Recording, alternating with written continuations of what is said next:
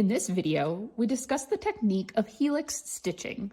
This can be done with knitting or crochet and creates jogless single row stripes of multiple colors, or can be used when alternating skeins with a hand-dyed yarn to avoid pooling or avoid the color blocking change when changing skeins. To start off, we're going to be working a stockinette stitch example in 2 colors. Helical knitting is always done in the round and can be done using any method of crochet or knitting. I'm using a single circular needle here. You could use double pointed needles, you could do magic loop, etc. You can see I've already cast on my first row of these navy blue stitches. We do not join in the round here.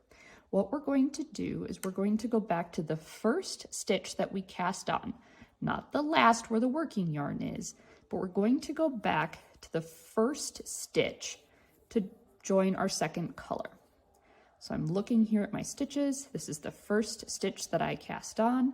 So I'm going to work into that first stitch to join my second color. Okay. From there, I'll work across the row, adding in that second row of color.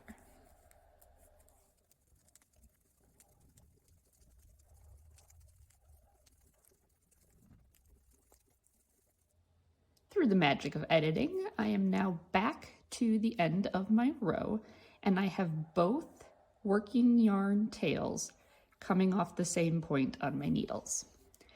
To join in the round and continue working our fabric, we're going to now work into the next stitch using the blue color. This is our first color that we used, and we're actually going to be continuing this line of stitches right up onto and around our needles. This begins the spiral or the helix part of the helix stitching. That first stitch after a color change can be a little bit tight, so make sure that you're really careful with your tension there. You can always give a little tug to the yarn around it, but make sure that it slides on your needles just as your others do.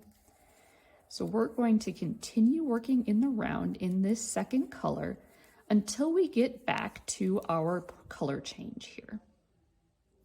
Again, through the power of video, we've completed that round of our blue and are at our last stitch. It's easy to tell where to change colors because you literally work every color, every stitch of that color until you get to the end. Now, I do not twist my yarn. I don't need to do anything special. I just continue stitching. So you can see that my red yarn is right here at the back of the work, ready to go. Give it a little tug just to make sure that that stitch has the same tension as my others, and I continue working. This continues that spiral of the red yarn from the red yarn below it to work up and over the row of blue stitching. Because circular stitching naturally shifts the beginning of the round along your work, the stitches won't be stacked like they would in traditional striping. So this avoids the jog that you'll see with traditional stripes. So we'll continue working this and meet you back at the end. We're back at the beginning of our round. And again, I know that because I've got one last stitch to work here in the blue before I'm done. You can see it's a little bit loose, but as I go to collect the working yarn, I can give it a little tug and it snugs up just as the others have. So I would continue working my next stitch using the blue yarn and alternating each round to get the single row stripes that'll avoid the jog. I'll work a few more rows to show you, but let's first mention that this is a very easy way to see where you start and stop with different colors. But if you were alternating skeins of hand-dyed yarn, you would want to put a stitch marker or some sort of indication of where to change your colors. For this example, I'm going to leave off my stitch marker, complete a few more rounds, and show you what we've got. All right, I've worked a bit more of our swatch. And you can see here, this is the beginning of our row, and you know that because there is going to be a little bit of a difference between where we started and where we began our spiral, this is where you would use the tail end of your yarn to marry that and have a small, minor little change there at the end of your work. But it's probably worth it to create these beautiful jogless join single row stripes that you can see forming here. If this were now the end of my work and I wanted to create a single color cuff, for example, maybe add some ribbing for a sleeve, I could finish this row of blue and then continue working only in the blue in the ribbing to complete my cuff. If I was done and I just wanted to end it with the helical striping, I could continue in the blue, bind off, or I could continue and bind off in the red. Any type of finishing method that you want would work, whether you do single color or continue the helical striping with multiple colors. Let's take a look at a 4-color helical stitching example. Again, I'm using the stockinette stitch, but this can be done in any textured stitch, any method of circular knitting, crochet, whatever you'd like to do, the principles remain the same. These single row stripes look fantastic, and you can see that even though there's a color change here, nowhere in the fabric do you see a join on any of those colors. Same here, we change colors, but there's no noticeable join. The only place you will notice on helical knitting is at the very beginning. You can see here where we started our kind of greenish yellow color, and it's because that's where the spiral originates. It then interlocks with the others, and from there it's just a continuous path. Again, helical stitching creates interlocking spirals, hence the term helix. It does not stack rings, if you will, like traditional striping methods. This means that when you see jogless joins for other stripes, they're addressing the visual of the stripe jog, but they're not addressing the actual cause, which helix stitching does address. I'm going to put up an image of the cast on for this project that I'm working on here. I chose to cast on in one color with the white and then add my colors on the second pass. You'll see that I went through each of my colors equally. Let's say I added 80 stitches. I did 20 of each color. Exact numbers don't matter, but dividing equally makes things easier. You'll see at the cast on, I ended with this blue color.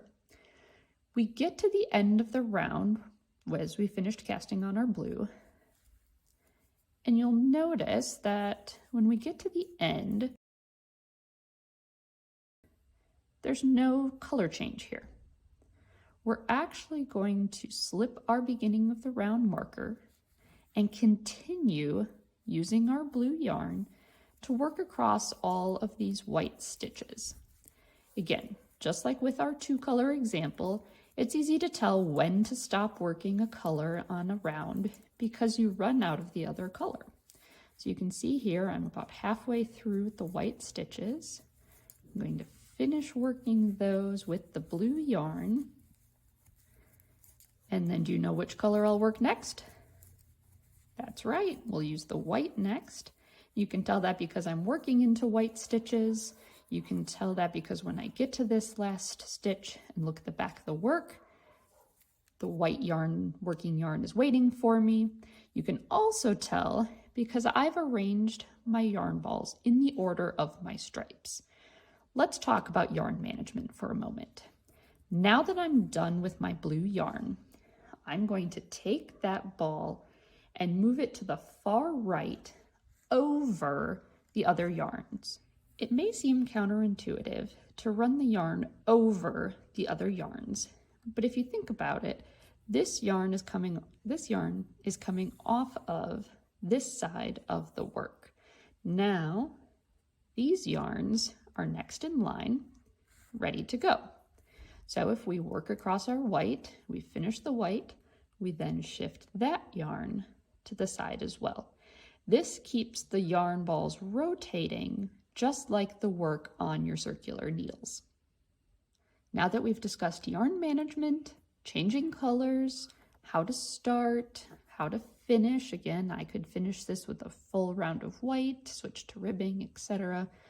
You'll be able to practice your helical knitting from start to finish, using as many colors as you wish with whatever texture or method for circular stitching you prefer. The one thing I will note is that for crochet, you would want to do the color change by inserting and yarning over with your new color on the last stitch of your old color, just like you would with another stitch method. One last note on helical stitching. We've discussed how beautiful, neat, and tidy the front side or right side of the work is. What we have not discussed is how gorgeous the inside of the work can be.